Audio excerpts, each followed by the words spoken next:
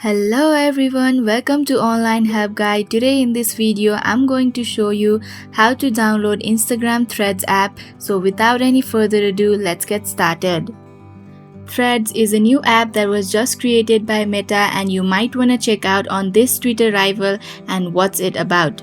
Now for this you want to tap in the Play Store and then tap on the search button and type in Threads. You can see multiple options of Threads which is not affiliated to the Instagram, but you wanna tap on the Threads and Instagram app which is on the top.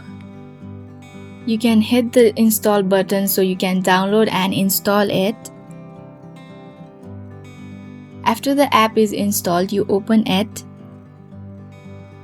And here you can see that it automatically pulls my Instagram username and you can easily log in. And that's how you can easily download Instagram Threads app. Thank you for watching Online Help Guide. Hope this video was helpful. If it was, then hit the like button and comment down if you have any questions or feedback. Also, if you are new to our channel, subscribe and hit the bell icon so that you don't miss our upcoming videos.